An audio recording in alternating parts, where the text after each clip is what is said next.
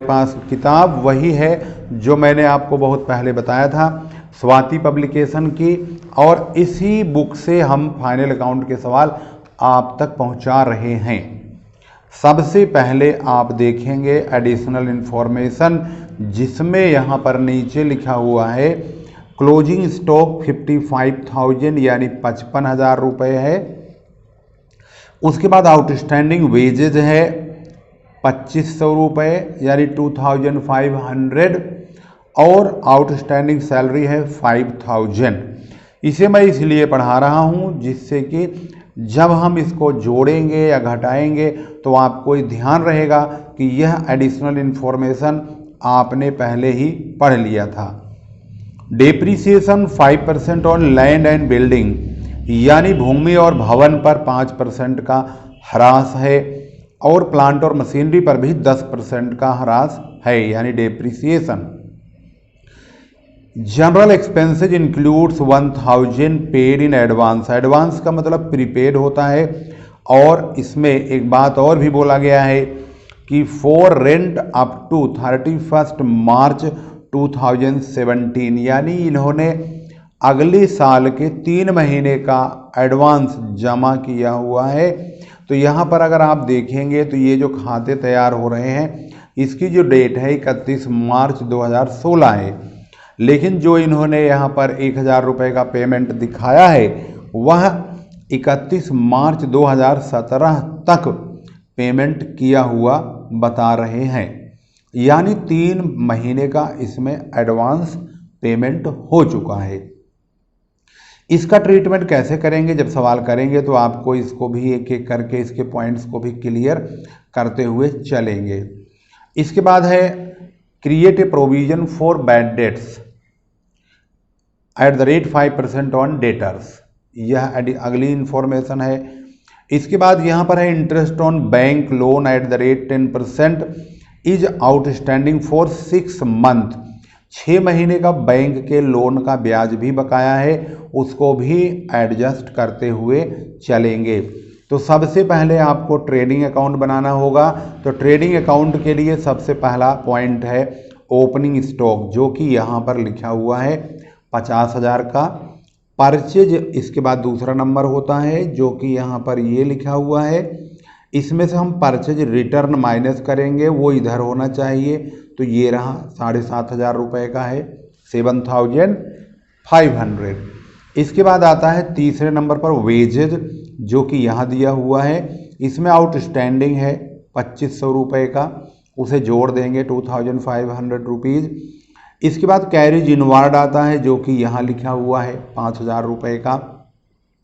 इसके बाद trading account में डेबिट साइड में कुछ नहीं आएगा, फिर क्रेडिट में आएगा सेल 4 लाख रुपए का यहाँ पे है, और उसमें से सेल्स रिटर्न माइनस करेंगे 10,000 रुपये का, और यहाँ से क्रेडिट साइड में लास्ट आइटम क्लोजिंग स्टॉक लिखेंगे।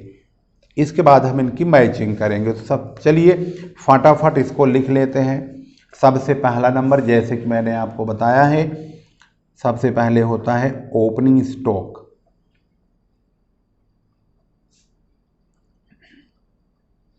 ओपनिंग स्टॉक हमने आपको बताया था जो कि 50,000 रुपये का है। उसके बाद हमने दूसरा आइटम बताया परचेज। परचेज का अमाउंट आपको हमने दिखाया हुआ था जो कि 1,75,000 रुपये का है।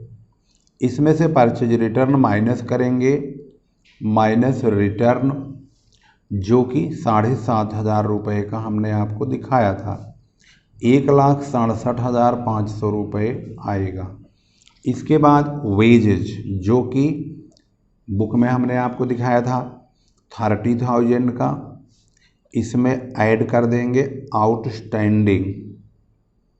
आउटस्टैंडिंग है इसमें 2,500 रुपये का। अब ये हो गया 32,500 रुपये। इसके बाद तीसरे के बाद चौथा आइटम था कैरिज इनवार्ड। कैरिज इनवार्ड की रकम हमने आपको बताया था कि ये है 5,000। तो भाई डेबिट साइड का तो हिसाब हो गया। इनको सबको आप एक बार और देख सकते हैं। ओपनिंग स्टॉक, वेजेज यहाँ पे है, इसका एरिजिनवार्ड यहाँ पे है 5000 का, और परचेज यहाँ पे है, इसका रिटर्न क्रेडिट साइड में है। अब लिखेंगे क्रेडिट साइड में बाई सेल्स। सेल्स का जो अमाउंट हमने पढ़ाया था वो था 4 लाख रुपए का, इसमें से रिटर्न माइनस कर देंगे जो कि 10,000 रुपये का है, तो 3,90,000 रुपये का सेल होगा। इसके बाद last closing stock. Closing stock की रकम आपको लास्ट में मिलेगा 55,000 रुपये। एडिशनल इन्फॉर्मेशन में यहाँ पे है, इसको हम यहाँ लिखेंगे 55,000। अब डेबिट और क्रेडिट साइड का टोटल करके इसको बैलेंसिंग करना है। तो भाई देखेंगे कि कौन सी साइड ज़्यादा बड़ी है, तो यहाँ पर ध्यान से देखेंगे तो क्रेडिट साइड ज़्यादा बड़ा है, यानी इन दोनों को जोड़ दिया जाए 4,45,000 रुपये होता है, और ये ज़्यादा है तो इसी को ही हम दोनों तरफ लिख देंगे। इसमें से इनको घटाना होगा, इन चारों को घटाएंगे तो हमें ग्रॉस प्रॉफिट का पता आसानी से चल जाएगा कि ग्रॉस प्रॉफिट कितना आएगा।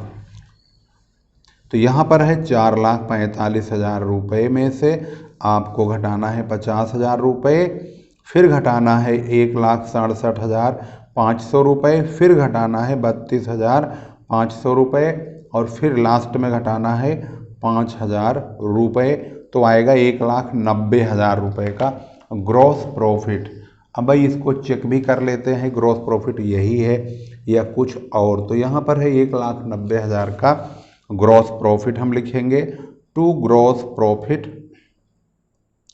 कैरी डाउन करेंगे 1,90,000 रुपये को, और इसको नीचे ब्रॉड डाउन कर देंगे बाई ग्रॉस प्रॉफिट BD 1,90,000 रुपया। इसके बाद हम यहाँ से खर्चों को डेबिट साइड में लिखना शुरू करेंगे, और इन खर्चों को आप ध्यान से देखते हुए चलेंगे कि हम इसको लिख रहे हैं, तो एक एक बिंदु पर आप ध्यान देंगे। सबसे पहले आउटस्टैंडिंग वेजेस तो हो गया, लेकिन आउटस्टैंडिंग सैलरी रह गई है। तो सैलरी में 5,000 का आउटस्टैंडिंग है, तो यहाँ पर सैलरी देख लेंगे कितना है। तो सैलरी है 27,000 का, तो 27,000 की सैलरी जो है उसमें आउटस्टैंडिंग अमाउंट है, ऐड कीजिए आउटस्टैंडिंग, यह आउटस्टैंडिंग है 5,000, टोटल हो गया 32,000 का। दूसरी इन्फॉर्मेशन में आते हैं तो डेप्रिसिएशन बिल्डिंग पे 5% और प्लांट मशीनरी पे 10%। तो बिल्डिंग, लैंड एंड बिल्डिंग है 2.5 लाख का, इसका 5% 12,500 आएगा। प्लांट और मशीनरी है 1 लाख का, तो इसका 10% 10,000 आएगा। तो यहाँ लिखिए टू डेप्रिसिएशन ऑन, पहला नंबर है land and building 12,500, plant and machinery इसका है 1 लाख पर 10% तो 10,000, टोटल डेप्रिसिएशन 22,500 रुपये। तीसरी इन्फॉर्मेशन में आइए तो यहाँ पर लिखे जनरल एक्सपेंसेज में 1,000 रुपये का अमाउंट जो है पेमेंट किया हुआ है एडवांस में, और रेंट की इन्फॉर्मेशन है यहाँ पर जो कि 31 मार्च 2017 तक के लिए फालतू है। यानी कि रेंट कहाँ पे है, रेंट यहाँ कोई इन्फॉर्मेशन नहीं दिया हुआ है। इसका मतलब है कि यह रेंट जो है जनरल एक्सपेंसेस के अंदर संबंधित है, तो यह कितना रुपया एडवांस है यह देखने की ज़रूरत है। तो यहाँ पर देखेंगे, लिखेंगे हम यहाँ पर जनरल एक्सपेंसेस, क्योंकि ये जनरल एक्सपेंसेस से संबंधित है। तो जनरल एक्सपेंसेस जो है वह अमाउंट कितना है, ये है 25,000। इस 25,000 में इन्होंने किया क्या है, इन्होंने कहा है कि इसमें 1,000 रुपये की रकम है जो एडवांस है, वह रेंट से संबंधित है।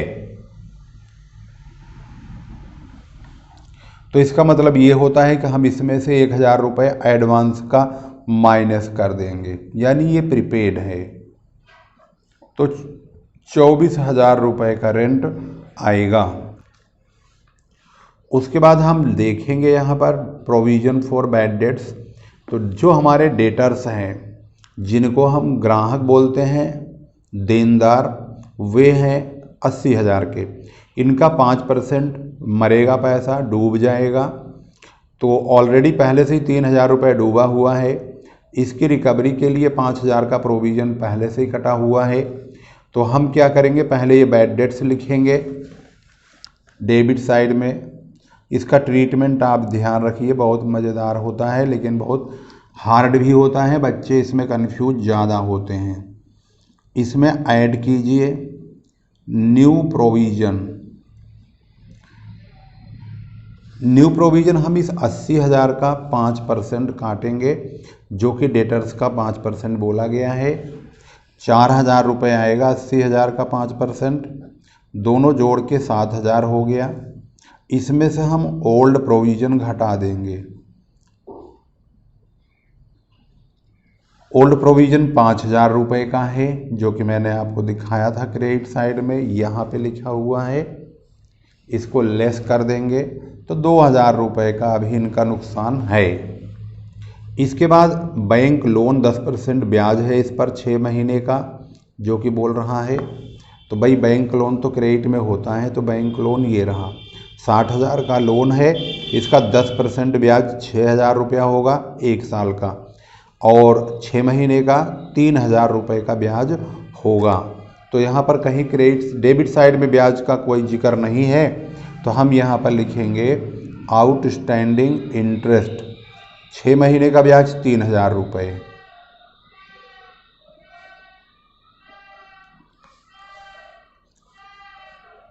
इसके बाद अब हम देखेंगे तो हमारे पास सारी जो एडिशनल इन्फॉर्मेशन है उसका ट्रीटमेंट हमने बहुत अच्छी तरह से कर लिया है।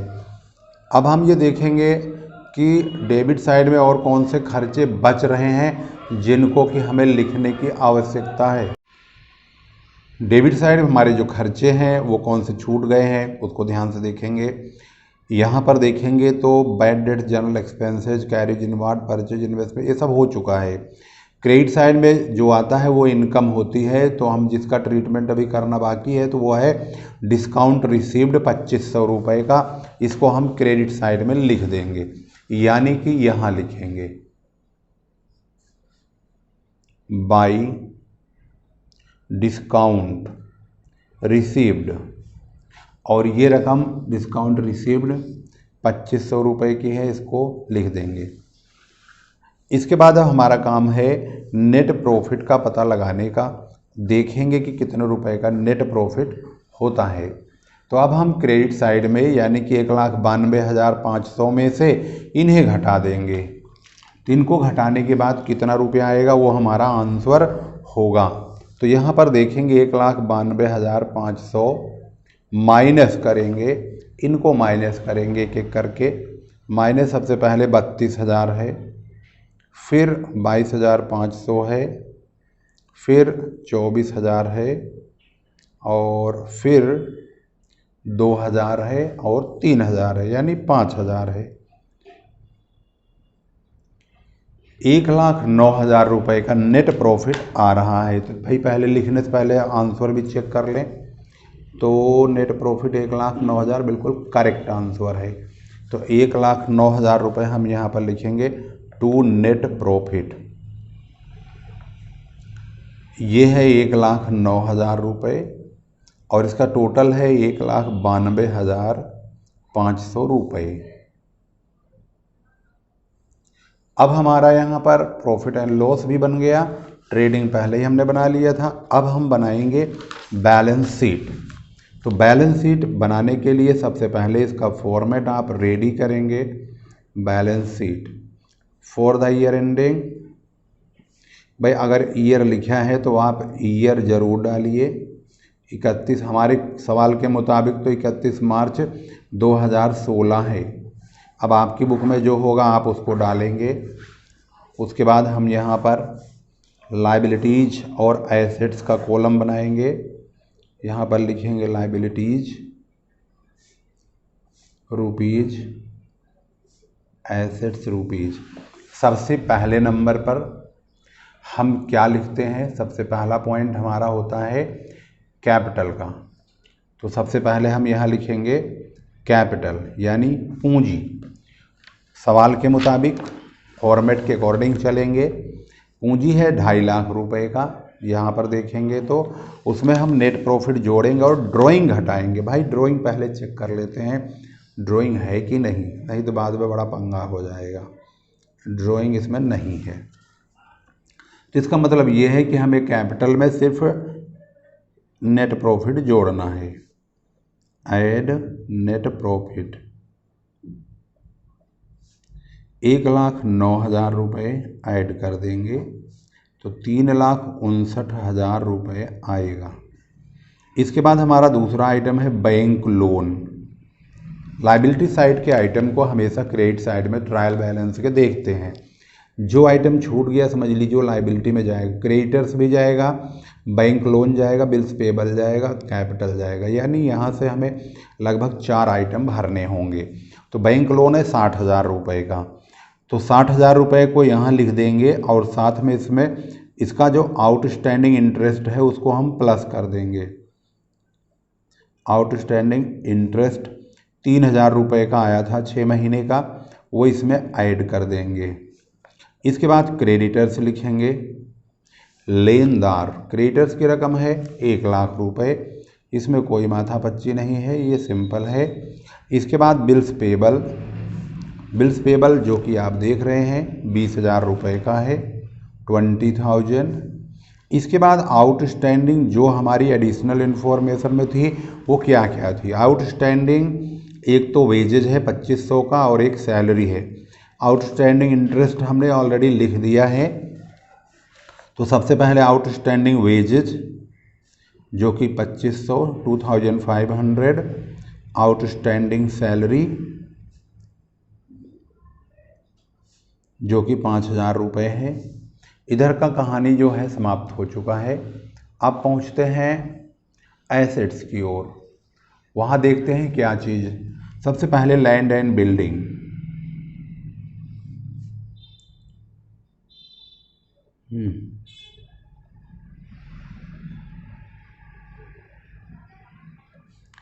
लैंड एंड बिल्डिंग का जो दाम है वो है 2.5 लाख रुपए। इसमें से डेप्रीसिएशन हम इसका घटा देंगे। लेस डेप्रीसिएशन जो कि 5% हमने काटा था 12,500 रुपये, इसे घटा के 2,37,500 रुपये आएगा। इसके बाद है plant and machinery. Plant and machinery जो दाम है वो हमने दिखाया था 1 लाख रुपए का है। इसमें से इसका डेप्रीसिएशन काट देंगे 10,000 रुपये का। अब यहाँ बचेगा 90,000 रुपये, 90,000। एसेट्स हमारी और कौन सी है उसको भी आप देखते चलिए क्या एसेट्स है। तो यहाँ पर देखेंगे तो डेटर्स आता है और इन्वेस्टमेंट है, कैश इन हैंड है, कैश एट बैंक है, बिल्स रिसीवेबल है। तो इसके बाद हमारा नंबर है इन्वेस्टमेंट लिखने का। इन्वेस्टमेंट का अमाउंट 50,000 रुपये। देख लिया आपने इन्वेस्टमेंट, ये रहा। इसके बाद हम क्लोजिंग स्टॉक लिखेंगे। फॉर्मेट अगर देखेंगे तो इसी तरह से बना हुआ है, उसी फॉर्मेट के अकॉर्डिंग ही आपको रकम भरनी होगी। इसके बाद डेटर्स लिखेंगे। डेटर्स जो हमारे पास है वो 80,000 रुपये के हैं। उसमें से हमने बैड डेट्स का प्रोविज़न घटाया है, मतलब काट लिया था तब उसे घटाएंगे। प्रोविज़न फॉर बैड डेट्स ये था 4,000 रुपये का, उसको माइनस करेंगे तो 76 यानी 76,000 रुपये आएगा। ये हमारे पास डेटर्स है 80,000 का। इसका हमने 5% देनदारों के लिए प्रावधान के नाम पे काट लिया था। अगला पॉइंट हमारा है next, cash in hand, cash at bank, bills receivable.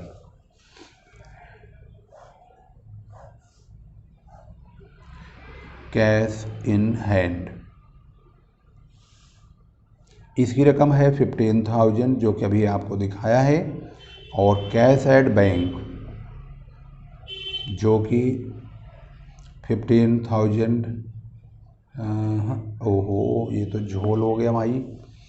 देखिए कैश इन हैंड है 5,000 और कैश एट बैंक है 15,000।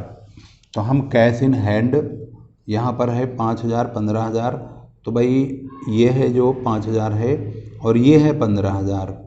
तो अब हम इसको जीरो बना देते हैं, यानी ये 5,000 रहेगा।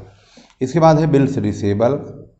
बिल्स रिसेबल है 20,000 का। एडिशनल इन्फॉर्मेशन में देखेंगे तो एक प्रीपेड रेंट के बारे में बताया था 1,000 रुपये का। प्रीपेड हमारा एसेट्स की ओर आता है, तो यहाँ पर लिख देंगे प्रीपेड रेंट 1,000 रुपीज़। तो हमारा यहाँ पर फाइनल अकाउंट बिल्कुल रेडी हो चुका है और बैलेंस शीट बन चुकी है, बस इसका टोटल करने की ज़रूरत बची हुई है। तो चलिए आपके सामने टोटल करेंगे और इसका पॉइंट एक एक करके मैच करेंगे।